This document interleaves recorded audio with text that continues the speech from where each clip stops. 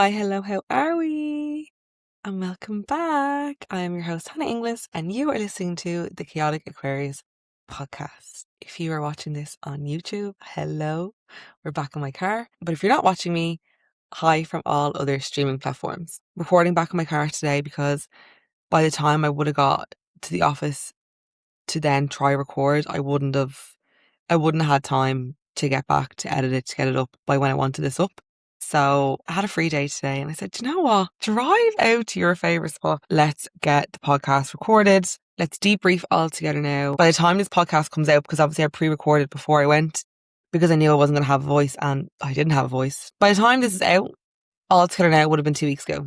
But, better late than never. Better late than never. I think it'll be nice though, because I feel like the dust has settled. Literally, the dust has settled because it was so dusty at Altogether now. It was like we were at Coachella. But where we were camped, the dust wasn't too bad. But when you're walking, if you've ever been to Altogether now, where the Londis is, and you can go like right down to those two campsites, all there, if you're walking like towards the further campsites where like the families are and the camper vans are, that walkway across from Londis was so dusty. So dusty, musty, crusty. Crazy. But anyway, let's get straight into it because I have a good few things to say and tell you about. I have all my notes. So while I was at Altogether now, I kept like whipping out my phone, taking like down notes, things that were like coming into my head as I was there. Also, the angle that we're recording, I usually record you sitting on my steering wheel if I'm doing it in my car.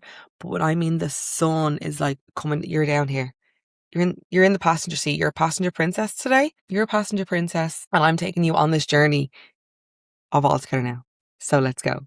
As I was saying, I had my notes app out pretty much a lot of Altogether now, taking down notes. Even when I was like drunk as a skunk, I was like, I have to write this down because I just kept getting like premonitions and like things were coming up and I was like getting emotional, like good, bad, ugly, the whole lot. First thing I want to say, I think the festival setting in like the way communities come together, the way people connect, the way people are free to do and say and be whoever they want to be, just the care as well for one another, because I do feel like when you're at a festival are always so considerate of everyone around them. Well, not everyone, but like the majority of people when they go to festivals, you're very much aware of like taking care of one another. And if you see someone out there that's on their own that looks like they need a bit of help, I've noticed festival goers are very much obliged and considerate in that way. And I just had this premonition as I was at the festival. I said it to Orla the other day and Orla was like, no, you're so right. Like we're meant to live the way you live in a festival.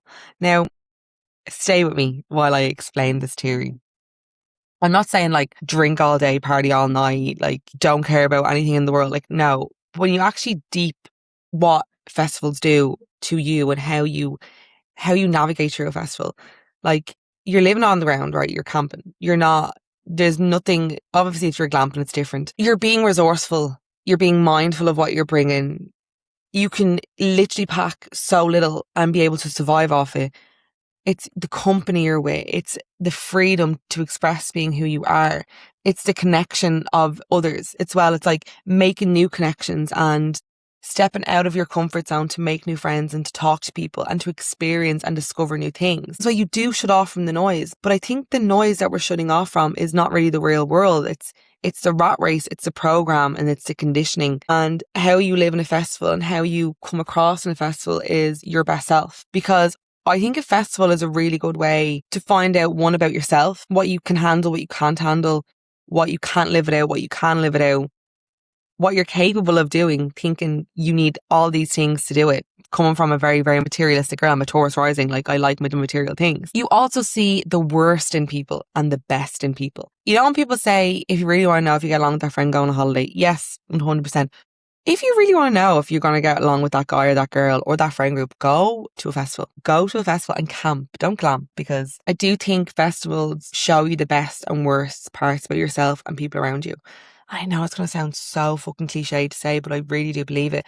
And again, on the other hand, it's such a privilege to be able to go to these things, to be able to go to a festival. And yes, okay, I'm sitting there going, that's where we're meant to live. And then like 90% of the world are living in poverty. So it's like, that's a very narcissistic of me to say. Like, aside from all that, I just think you're meant to navigate through life, not wanting more, and realizing what you have around you is so It's so vital. The connections that you make and the people that you have around you when you're at a festival and you're having such a good time, the fact that you can have people that look out for you, care for you, want you to have a good time. If you can be around people for that long of a time frame in such like close proximities, like you're sleep deprived, you're probably not getting your right nutrition. All those things obviously are not meant to be the way you're meant to live your life, obviously, but it's more like the social aspect of it. I think that's how we're meant to go and navigate through life. Because I said it before last year at All Together Now and Beyond the Pale. We have such a sense of community when you go to a festival. There is such a sense of community, which is pubble in Irish, and we all want to connect, we all laugh, we all joke. Like you can be standing at an act, you could go to an act you want to go to, but your friends don't want to go to. You can go to that act and make a friend while being at this gig. But then everyone steps out of the festival realm and they step out of that scenery and they go back to not smiling at people in the street, not picking up conversation with people in the coffee shop, just making connections when you're out and about. And I think that's what we've lost. We've lost that sense of connection. And it's so vital, especially in times like today where the world is quite literally burning. Like, I don't want to say we're doomed, because I also don't think we're doomed. I think that the pendulum is going to swing the other way. That just could be me being a hopeless romantic of the world. Like, this timeline we're in right now screams for connection more than ever. It screams for community more than ever. And an Irish festival is a prime example of what we're not doing in our day-to-day life. We're not connecting. We're not talking. We're not seeking. We're not helping. We're not allowing ourselves to be ourselves. Like, there were so many times over that weekend where, like, all the little things that were like the blips, I was like, no, like, this is all for character development. Like, one, we get down there on the Thursday, me and Sai, I picked up Sai, we went in my car, and my car had my camping stuff, Ciara's camping stuff, Sai's camping stuff. I also had Jacob's tent. I had enough food and drink to feed a village. I was the person that if you're looking for something, I probably had it, because I'm very much in that mindset of better to have and not need than to need and not have. I do take it a bit extreme, so I think now when I go to the electric picnic, I'm not going to go as extreme with that. But I think the fact that I had all of Ciara's camping stuff, because again, Ciara, the jammy bitch, every festival we have gone to, she hasn't had to put up a tent, set up her station, nothing. It's all been there ready for her. From Beyond the Pale to glamping at Beyond the Pale the next year, All Together Now, I had her tent up and ready for her. All Together Now this year, her tent was up and ready, her bits were there. I'm packing up the trolley, we get in, and I'm like, I'm going to have to do 2 rounds because I've so much stuff in my car. The trolley breaks. Hey, sorry, as I was saying, the microphone keeps cutting off and off, so I don't know how this audio is going to sound. The eclipse and all that, it's all coming, like there's a lot of things happening up in that sky. But you know what? Who cares? I know people say quality over quantity, but you have me here, so stick with me. As I was saying, the trolley breaks. This isn't funny, but it is what it is. Have to make do, have to get to the campsite. Luckily, Jacob was there. He thinks he was carrying 80 kilograms. I honestly think he was carrying over 100 kilograms, because he had everyone's drink. He had my trolley. He had 2 rucksacks on. And then I was like, right, I'll take 1 rucksack. Me and him lugged everything. Like, genuinely, we lugged it all. Sive had her trolley. Rib was like, I can't carry that. I was like, so fair. Actually, so fair. Don't know where I got the strength from to do this. We get back to the campsite and then we're like, right, we have to pitch this tent. I've never pitched a tent before. Never pitched a tent before. I know I said Ciara has never pitched a tent before. I have been there while everything got pitched and I observed. I've never physically put a pole into a tent or put a hook or a pin or whatever them nail things. No, never once until the Thursday of All Together Now. So I was buddied up with Jacob Fleming, the Fleming brothers, my favourite humans. The Flemings and the Quins as a whole are a family that I can't describe the love I have for that family. I'm like, can you adopt me? Can you adopt me? I'll be the pet goldfish at this stage. I don't care. I need to be engrossed in it, you know? Great family all around. Jacob also has never put up a tent. So the 2 of us are blindly in the blind. We have Ollie and we have Ellen behind us setting up their tents. And Ellen had the bright idea to look at YouTube. We were looking at, if you've ever got a tent out of Decathlon, right, and you open up the bag, the instructions are like on the fold of the bag, but they're not really instructions. They're like little pictures, like diagrams. Like, you know, when you sit in a plane and you look at the cart in front of you and it tells you how to jump out of a plane and it tells you to take your heels off and leave everything and to put a life jacket on. Yeah, like, it was kind of like that, but you still couldn't really decipher what it was telling you. So I thought, you put the ground mat down first and then you do this and you do that. My idea wasn't wrong, but it wasn't right. So me and Jacob decided to try pitch this tent, and I had like a 4-man tent, but it was like a hallway room, and it was actually beautiful. It was a perfect tent. got it off Facebook Marketplace, went to his house, and I was kind of panicking because, like, as we were putting the tent up, things were going wrong. I was like, have I been like swindled? Like maybe there's parts missing. And then the more we were doing it, the more we are like, Hannah, you've been swindled, right? No, I haven't been swindled. I just wasn't doing it correctly. We did not read the instructions. We didn't look at YouTube. I would say an hour and 45 minutes had passed, right? And I'm setting up my phone. I'm taking funny videos of us. We're drinking in between. Everyone around us has their tent pitched at this stage, right? Everyone. The group has grown. The sun is starting to set. Everyone around us. Ellen and Ollie are having domestics over there because it really tests your patience. Me and Jacob did not lose our smile once. We grinning ear to ear. I was like a Cheshire cat doing the tent. I was like, we're having so much fun. And Jacob was like, I'm having so much fun too. People then were getting irritated at us because of how long it was taking us. And then I was like, maybe we should look at YouTube. So we looked at YouTube and we were like, oh, we're not missing any parts. We're just doing this backwards. We're making it so much harder on ourselves. We finally get the tent up. It's now, the sun's gone. The sun's gone down. Oisín and Ciara have also arrived from work. They didn't arrive till like 8 o'clock. We got there at 5 o'clock. It was 8:30. Everyone was like set up. We're all having cans. I then lose my phone. I don't lose things. I do not lose things. Lost my phone. Had not left the campsite. Found it underneath my tent. Don't know how it got there, but it was fine. They were all getting ready to go in and see HannaGh. HannaGh was on at like 10. By the time I like set up my tent, my fairy lights, brought in my trolley of food, I had like a tuck shop. I fully had a tuck shop. But I just needed a minute. And I think the one piece of advice I can tell you when you go to festivals or if you're like going on holidays with people, there's more than one person and you are getting overwhelmed, you're going to overstimulate because it happens. Like it can happen so easy. Take yourself out of the equation. Don't look for anyone else to destimulate you. Don't look for anyone else to bring you down because no one can, only you. And I think it's a lot to ask of other people to regulate your nervous system when you're feeling dysregulated. Have I always been like that? No. There has been times where like I've been so overstimulated and I'm like, I'm overstimulated! I'm dysregulated! And I'm like screaming and shouting and I'm like throwing shit and I'm like, fuck you! And I'm like really irritated. But I've learned through festivals, would you believe, that I'm just like, I actually just need a minute. So if you just don't communicate with me, and some people get it, some people don't. That's what I've learned from the past. Some people will understand when you tell them, I need a minute. So they were all rushing to HannaGh and I was like, I just need a minute. I need to make something to eat. I need to have a bit of wine.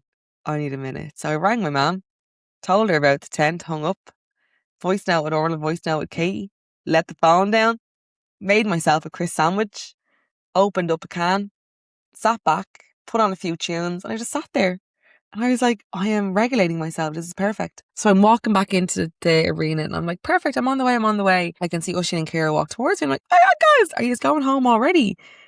Ciara had rushed herself that much that she done the opposite of what I done. She rushed herself to obviously get the tent up and she ran in.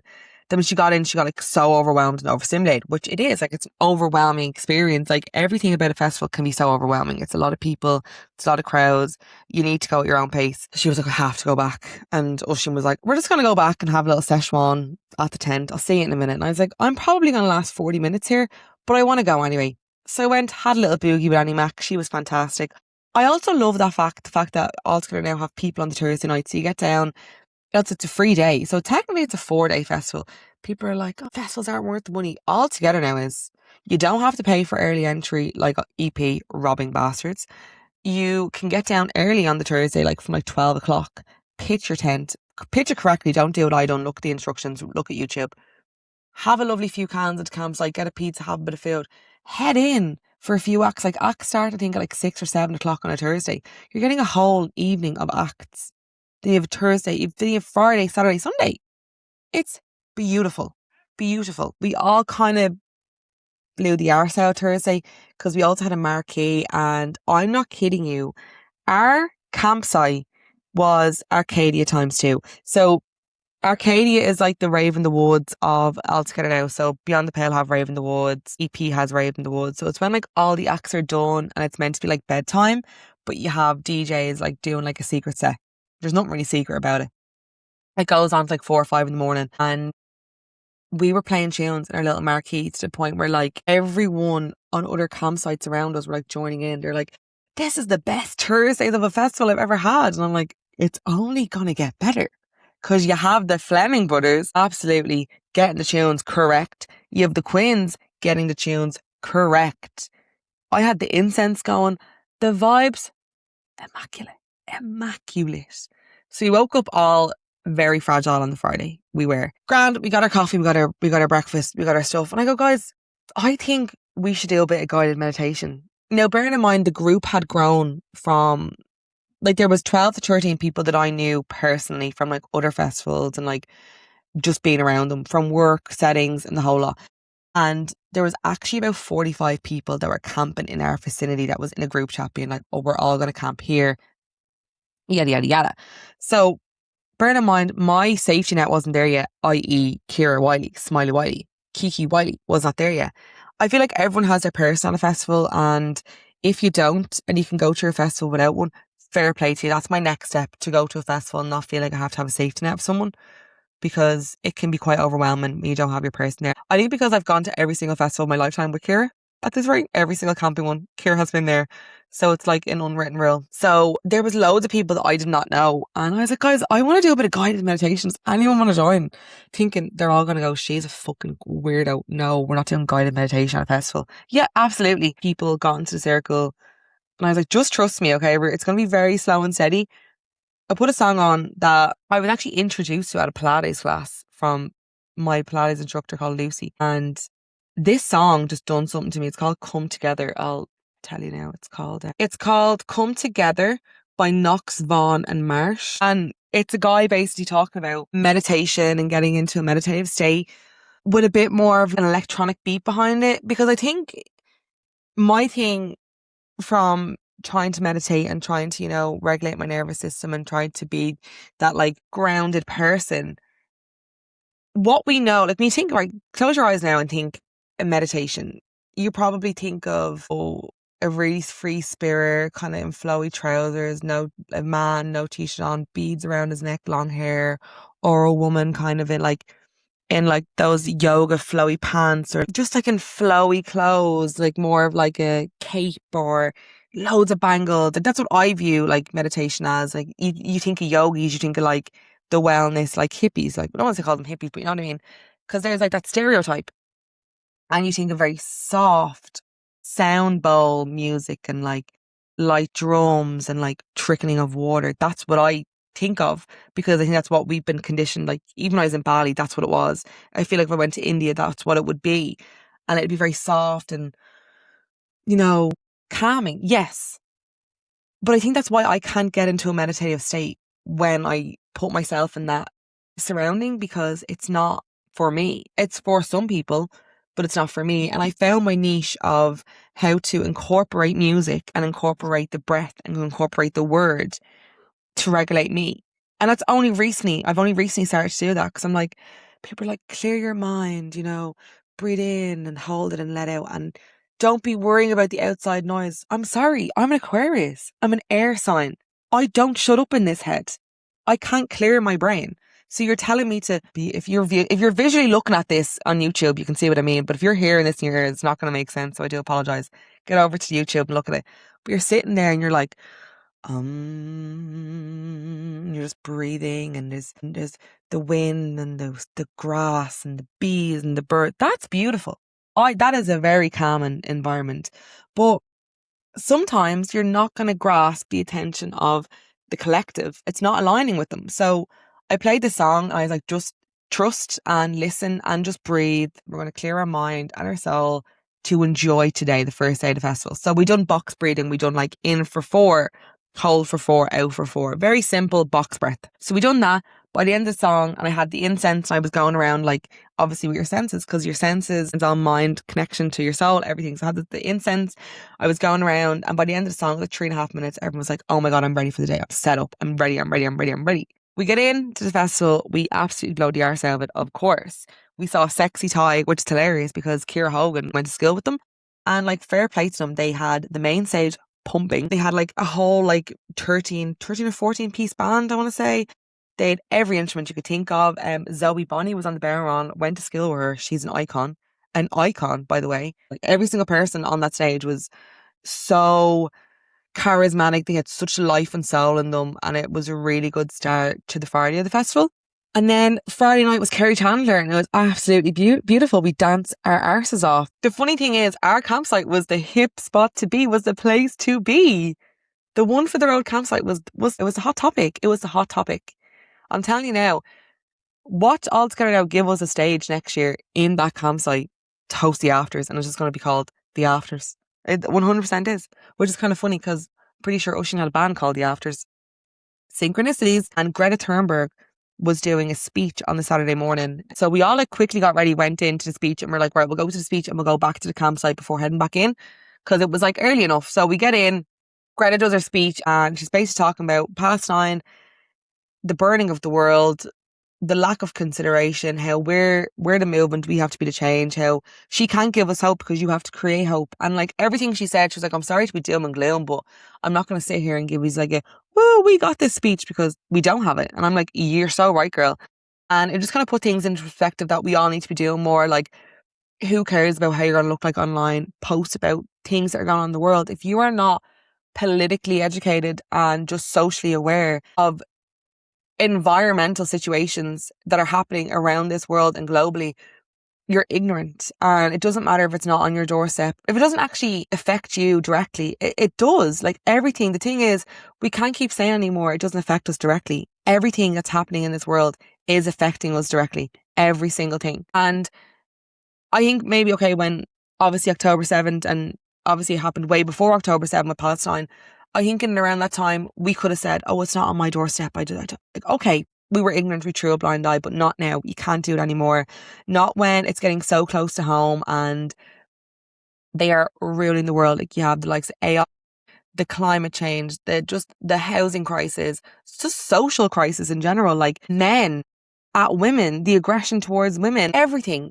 Palestine, Congo, Sudan, Yemen, like the north of Ireland. The list goes on. Palestine was opening of the door to the bigger picture. And if we don't help that, everything, the house will crumble. And the house is starting to go on fire, and we need to wake up, guys. We need to wake the fuck up. We need to do more, post more, vocalize more, be active more. I need to do more, and I'm giving myself a kick up the hole after this. But I just bawled my eyes out. I cried and cried and cried. And it was in a sense of, no, like, we're the change. I think as well, women are such a revolution in their own right. And there's so much that we can be doing. And it is easy to fall into your comfort and your little bubble of, oh, well, I'm happy here and I have this and I don't need, yeah, okay, that's perfect. But unfortunately, the world is actually going to continue to burn and crumble if we all don't wake up. So start doing your part. And I think the general consensus of All Together Now was they were pushing a very much a end war, end brutality. The bandstand stage, which I think is the most amazing stage, the temporary bandstand stage, had love is the answer, end war. And I know how cliche that sounds. Love is the answer, end war, peace and love. But it is. Like, the hippies in the 70s weren't wrong. We are pinning each other against each other, and the higher ups want us to go, oh, it's that immigrant that's fleeing war. It's the reason why I can't get a house. Incorrect. You know what? It's this person. It's this. It's that. Like, we're all ready to point blame at someone else who is on the same breadline as us, the same threshold, the same everything. We are closer to being an immigrant, and we're closer to being homeless and on the streets and literally getting everything taken away from us than you are to being Jeff Bezos. Just let that sink in. And it shouldn't be that way. Like, these people, these men, especially that have the power and have the money, we need to strip it from them. Take it. We got to take it, girls. Both hands, clutch your pearls and take it. Sorry, this is a real tangent podcast. There was just so much love that weekend and so much hope. If we lived the way we're living in this festival environment of loving each other, caring for each other, we took that into our normal everyday setting, we would be unstoppable. I think as well, we need to remember there's more of us than there are of them. It gets to a point where you feel like, what is the point? Where is the hope? What are we doing? Why are we going around in circles? How do we fix this? How do we make change? But the funny thing is, there are more of us than there are of them. And if you're more concerned about losing followers, losing brand deals, losing jobs, losing friends, losing relationships, when you speak out about injustice, nothing you lose when you're standing on the right side of history, you're standing on business, is a loss. And let me tell you, I won't get into it in this podcast, but it's a whole other episode of opportunities that I have missed out on for being so vocal. And I think if I was just a mundane, say nothing, I hear nothing, I see nothing, normal, run-of-the-mill content creator type of gal, I probably would have been doing way better than I am now. But at what cost? With whose blood on my hand? I don't need to fit into a box and to conform and to censor myself and to censor my thoughts and to censor right from wrong to get to where I need to go. Speaking out about injustice, you'll never regret it. Standing on the right side of history, you're never going to regret that. Like, imagine if you're lucky to have kids and you can turn around and tell your child. Like, I look at my mum and I looked at my nana, and the amount of things they stood on, they fought tooth and nail for what they believed in. Where was I going with that rant? I do think if we take what we learn from a festival and the integrity and the love and the compassion and community and care for one another, and we put that into our everyday life, we'd all be doing better. I also need to take that advice. I need to take that on the chin as well. That's not just you. It's me and you, girl. It's all of us. I also think a great thing about festivals is the new people that you discover and the new acts you discover. And that was such a huge one for me. Like, the amount of people that I discovered this weekend. When you don't, like, obviously you have the headliners and they're great and you want to go see them. But like, for one, Kneecap, I had seen them before. If I didn't go to see them altogether now, I wasn't going to lose sleep over it. I had already seen them. So I didn't mind missing them. Now I miss them for an amazing DJ, which I would do 10 toes over. I do it again. We were at Marabou State and it was good. Obviously, they have the song Midas and it's a great song. I think we were all there for maybe that song. It was very performative. I was being performative. I'll be honest. We had gone from dancing in the Bad Romance Dome to Ricky Chong. Unbelievable guy. That Ricky guy, Ruby Quinn, when she said we're going to Ricky Chong, I was like, who the fuck's Ricky Chong? I don't know who he is. I am never going to question when a Fleming or a Quinn tells you to go see an act at a festival. You don't argue. You say, no problem, lead the way, son, because I'm going. So we went to that Ricky guy. Fantastic. I only caught the last 15-20 minutes of him. Enjoyed him. Like, he worked the room. I think if I went from like a slower artist to Marabou State, it would have been a better wave. But we went from like woo to like two-stepping. Don't really know if this is the vibe we're looking for. So we went to the Red Bull stage and there was a fella called Billy Scurry DJing. I want Billy Scurry to DJ every single life event that I have going forward. Everything. I just want him to follow me around like the Truman Show and just DJ in the back of my life at all costs. Because this man knew how to work a room. Then, to make it better again, he gets this kid up called Josh Ash. As far as I know, it wasn't planned. I think Josh had done like a set earlier on that weekend. He got this kid up, and correct me if I'm wrong, Josh, are you what, 18, 19? He's a kid, like he's a fetus. Some people have such a gift when it comes to music. I'm not one of them. I love music, but I don't have that ear for it, right? It's a skill set that not many have. I think a lot of people in the industry think they have it, but they actually don't have it. And this kid has it. And Billy Scurry let him up and he done, I want to say maybe half an hour of the set. Correct me if I'm wrong. My soul left my body multiple times during his set. Billy Scurry is the tank for that. So we had a ball at them. But again, I wouldn't have discovered these people if I had stayed to the mainstream headlines. Yes, the headlines are what get you to a festival. But guys, look between the headlines. Look at the small prints. Another guy, Nicki Minaj. So my cousin Sam wanted me to go to this rapper. He was like, please go to him. He's good. Went in the Lost City stage. The amount of unbelievable rappers that were in that stage, like up and coming, like underground Irish artists. Ireland have such a collective of amazing talent lately. It's only getting better. So much of our young generation have so much soul in them and they need to just go on that journey. Our little island that we've more talent on our baby finger than most countries. That's all I'll say. Benny Minaj, great rapper, get on it. Josh Ash, amazing DJ. Billy Scurry, fantastic. Ricky Chong, fantastic. And I wouldn't have went to see these people if it wasn't for recommendations of other people. Do you get what I mean? So now when I go to EP, because I'm manifesting a free ticket, I'm there. I'm already there. Like, I'm obviously going. Yes, I want to see like Zara Larsson and like Fontaines DC. I want to see all them. And like Tiny Tempa, hilarious. But I want to see the underground artists that I don't really know of, that I'm going to see, and they're going to make my soul leave my body. It's going to be biblical. I'm going to go home and be obsessed with them. So that's what I think. That's what I think. We went to see Christy Moore on the Saturday. He played a tent. I think he should have played the main stage because it was packed out. But I think he wanted to be in the tent for the atmosphere. I get it. That man, legend. He has such a way with words. He's so in the know of what's going on in the world and today's time. He's just an ancient relic, isn't he? Like, he really, really is. But I think a moment in Christy Moore that really stood out to me was Beeswing, right? I love that song, Beeswing. But do you ever get when you're listening to a song and you're listening to music and you're like, oh, I love this song, I love this song. And it's not until you actually listen to the lyric, you're like, oh my God, and it hits you. So I'm standing there, the sun's beaming down on me and Kira. Then the lyrics, she's a lost child, she was running wild in Beeswing, get sang. I sing them lyrics. I listen to Beeswing, I'd say twice a week, right? It's on rotation. It's just one of those songs. It's an easy car ride. It's a good sing along. But for some reason, that line just hit me like a ton of bricks, because I was like, oh my God, we're all lost children. Every single one of us. And we're just running wild in this field. And it resonated so heavily because we're all lost deep down. Like, the whole point of life is to find yourself. I think when you finally find yourself, that's when you pass over.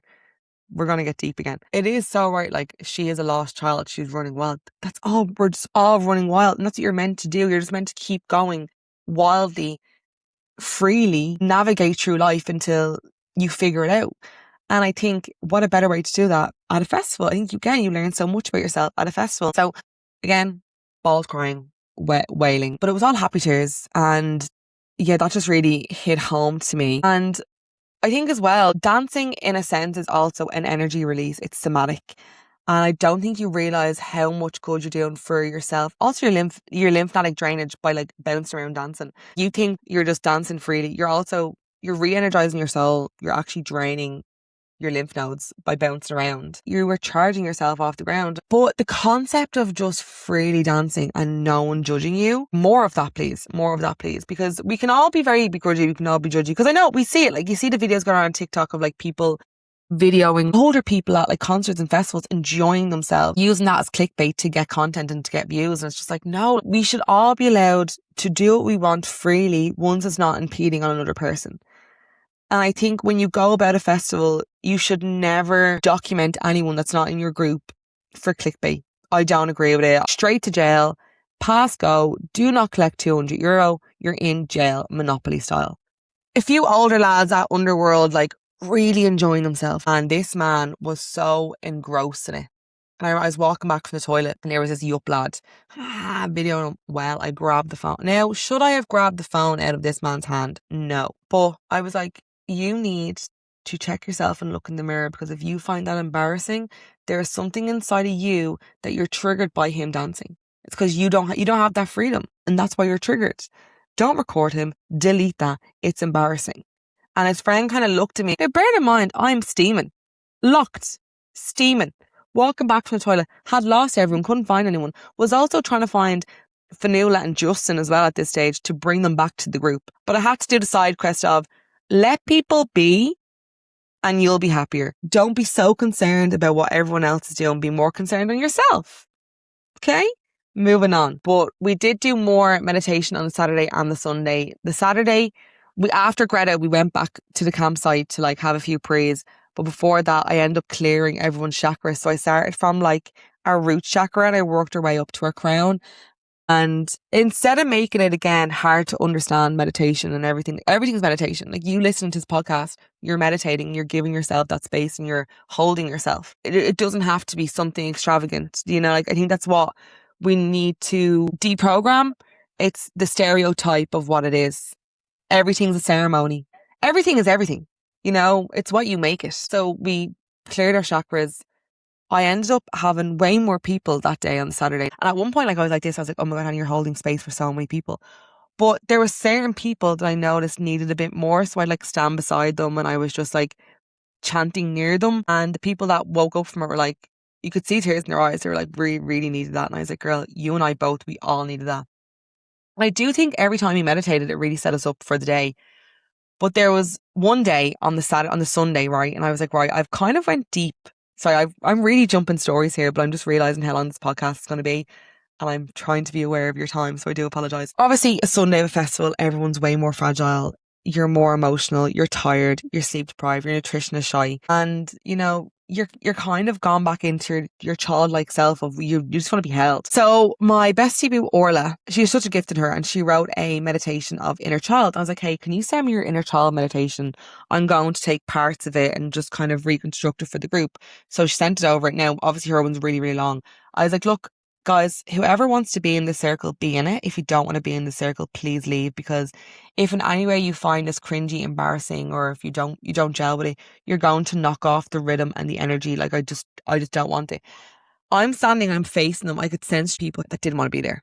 I could just sense it. And I turned around to them. I was like, look, I don't hold any judgment to you or any animosity if you want to get up and leave. So I start off and I'm like, right, we are going to give our inner child a hug so that we can go in there, and our inner child and yourself, we can support each other, and we can just let go of anything that we regret or any fear, any trauma that you've built up over the weekend. Let's just release it.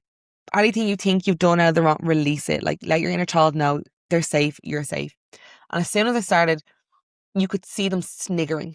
And I was like, I'm trying to be like love and light here, but the claws are coming out. And it was funny because someone was like to me, felt real tense at the start, and then like it lifted. I go, oh yeah, they end up getting up and going. No, it's nothing on them. It's just more so, I think until you really sit with yourself and you see parts of yourself, you realize nothing is embarrassing. Like speaking out loud and talking about an inner child and wanting to heal trauma and clear chakras and thank your body and hug each other and love each other and give thanks to your friends for holding you all weekend isn't embarrassing. If you find it embarrassing, there's something within you that you need to sit with. You can't force anyone to do that. Like, it takes time to sit with those parts of yourself, and I get that. After that, we all just got up. All of us were just bawling. We're all just like, right, we need this. And then I can't describe the euphoric feeling that we got from Underworld and then Disclosure. When Disclosure played Latch, I think every single person in our group had an outer body experience. Like, it was just like, we're all here. We all love each other. We're all having a ball. And this is these are the moments where you're going to look back when you're 70 or 80, if you're lucky to get that age, and be like, I lived. I really lived, and I had such a lovely collective around me while living. I feel like I've probably missed out on so much that I wanted to talk about, but there's so much to say of all together now. And I just thought we'd debrief it, and I just fill you in on what happened and how I got on and how we all got on. The major thing to take away from festivals in general is that freedom and that care, empathy, connection and consideration that you have from one another and strangers. We really need to start taking that out of this fun environment that we're privileged to be in, and we need to take it to our everyday life, where our everyday life, it's grueling, it's tough, it's uncomfortable, it's hard to navigate sometimes. But can you imagine if we took those concepts and implemented it into our everyday 9 to 5 fucking rat race programmed life? How much better we'd all be doing. So without further ado, I'm going to leave you with the word of the week, our Irish word of the week. I'm not going to pull a tarot card for this podcast because this is like a debrief. Next week we'll pull tarot. But on Focal Gaeilge dun Seacht an Seo ná Nasc, which is connection. And it's a huge one. I think when you connect with people, you can connect with so many people over your life, but there's very few that you connect with and you're like, right, you're with me for the long haul. And I think that weekend at All Together Now, there's a few people that came into my life last year and the years previous that we were close, but we were never really that close. I'm like, oh my God, no, this makes sense. We're all meant to be connected more. We're all meant to have more of a NASC together, more of a connection together. So yeah, NASC, connection, it's something we're missing. It's something we're lacking, and it's something we all need and crave. And it's right at our fingertips. It's saying hello to someone on the street. It's talking to the guy that's making your coffee. It's talking to an old person out on their walk. You know, there are so many ways for us to have NASC in our everyday life, for us to have a connection. We're just not doing it because we've been so programmed thinking that we're connecting through this thing I have in my hand, the phone. We're connecting through technology. Yes, technology is a great way to have connection, but we need to have more in-person connection. So connect more, love more, do more. Without further ado, thank you for listening. Wherever you are listening to this podcast on, please subscribe, follow. If it's Spotify, follow it, rate the podcast, follow the Instagram, subscribe to my YouTube. It's really scary over there. Like, I know all of my listeners are on Spotify and Apple. All the streams, I want streams everywhere, you know. I'm sorry, I do.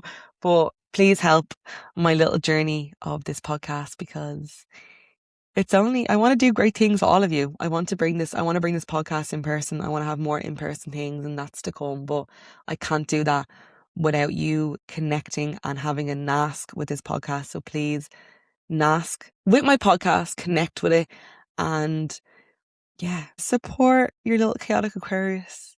I love yous, and I'll see you in the next episode. Grá Mór. Bye.